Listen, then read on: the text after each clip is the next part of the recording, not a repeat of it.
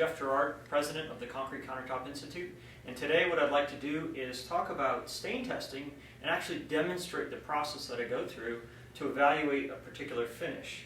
What I've selected here are two different, very different types of finishes, and we're going to go through the process of selecting different materials to test, different staining agents. I'll talk a little bit about the concrete, the process, and why I have so many cotton balls here. What I have here on this sample is a ultraviolet light cured urethane finish. So this represents a very high performance coating. This sample is a piece of concrete that's been first densified, then polished, and then has had a stone repellent applied to it. So this is a penetrating treatment. There's no coating at all on the surface. This would be considered a natural finish. What I just want to show you is the process of going through and evaluating whether this particular finish is appropriate for the type of application you and your client want to put it in. So what I've done here is I've selected 8 different staining agents that are common in a kitchen or in a household. So here I have plain yellow mustard, I have hot sauce, this is cider vinegar, lemon juice, red wine, vegetable oil, straight acetone, and bleach. And you could add other elements as well. I've divided up in columns. We have mustard, hot sauce, vinegar, lemon juice, red wine, oil, acetone, bleach. So this group of 4 will all have red wine on them. And what I'll do is I'll saturate this cotton ball with red wine and all of these, and after 15 minutes of exposure, I'll pull this one off and clean it off. And we can evaluate, did that red wine affect this finish after 15 minutes of exposure? And I'll do the same for 1 hour, same for 8 hours, and the same for 24 hours. So it's a way of evaluating how that finish performs under different conditions. And then you can make smart choices as to whether you want to use a particular finish in a particular application and not have to worry about problems from daily use. So you can help set the expectations of your customer. This type of testing, which is very simple and quite representative of what really will happen in somebody's home, is really the only way that you can determine, does this finish do what I want? So the first one I'm going to do is the mustard. And because mustard's thick, I don't need the cotton ball to hold the liquid. So for the mustard, I'll just take these off and put a generous blob. And those are large enough to be able to definitely see an influence of whether this mustard, which has turmeric and spices in the yellow, and it has vinegar in it. So it's both a staining agent and an acid. Now, I'll move down to the red wine. And because red wine is also quite liquidy and runny, I'm simply going to saturate these in place.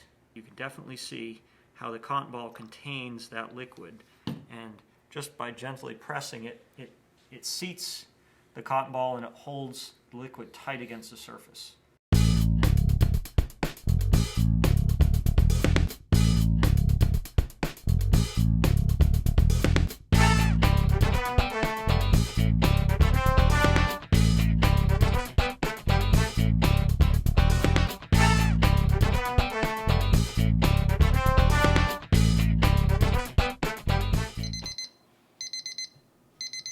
Okay, so our time's up and the 15 minutes has passed, and all I'm simply going to do is pull off the appropriate cotton balls and then wipe off the residue, and then clean the surface as if you would clean a countertop, and this is with just a sponge and water.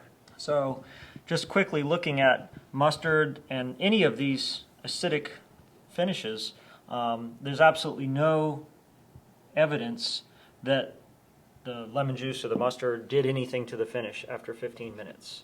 There's no darkening, there's no blistering, there's no staining, there's no sheen change, there's no texture change. It essentially is exactly like it wasn't there. And that's what we're looking for success.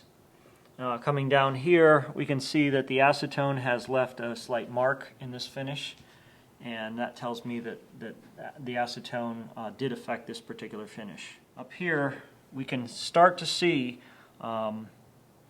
as the surface dries out, a lightening effect. And that is evidence of etching, slight etching, although there's no physical change. It may be carbonation from the vinegar in the mustard reacting with the calcium in the concrete to form a whitening. You can see it starting to, as this hot sauce dries out, you can definitely see it's happening to all the acidic elements. Moving down to the red wine, you start to see there's a little bit of a blush or etching because wine is somewhat acidic, but there doesn't appear to be any significant discoloration. The oil is not acidic, but you can see some darkening to where the oil started to penetrate into the surface. And the acetone has darkened the concrete.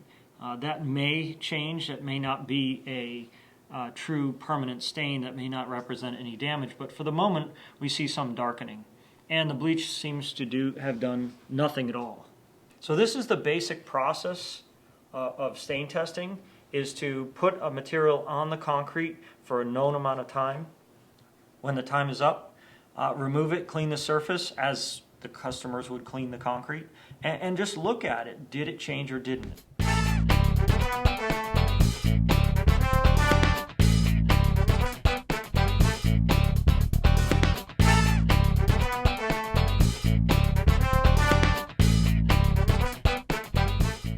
So this mark here from the acetone is damage to the top film from acetone. In the past, when I've tested this finish, I have not seen that. And this tells me is that the finish, I didn't cure it properly.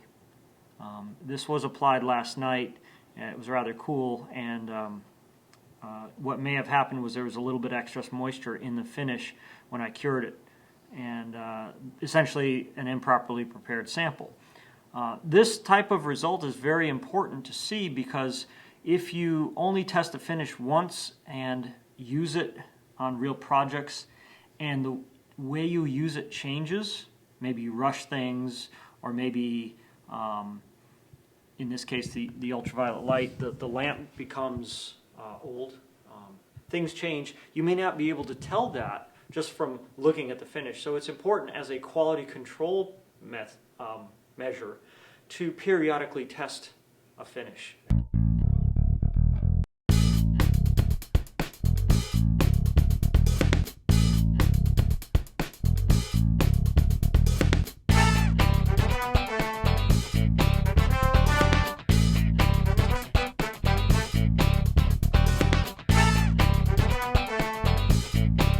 Essentially what we're trying to do, and the whole purpose for doing this, is to simulate real-world situations.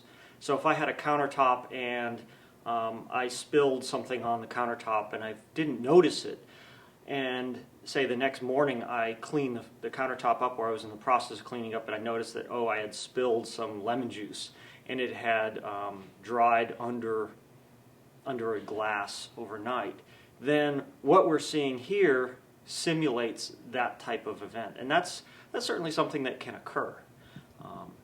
Now, a good high-performance coating is going to protect the concrete so that in an event where, say, you have a party and your guests offer to make margaritas, and they cut up the limes and they make margaritas, and they got the blender out, and they didn't really know that the countertop was susceptible to acid attack, then any kind of lemon juice or lime juice that might run under the feet of the blender or just stays on the countertop, that will do acid. That might affect the countertop.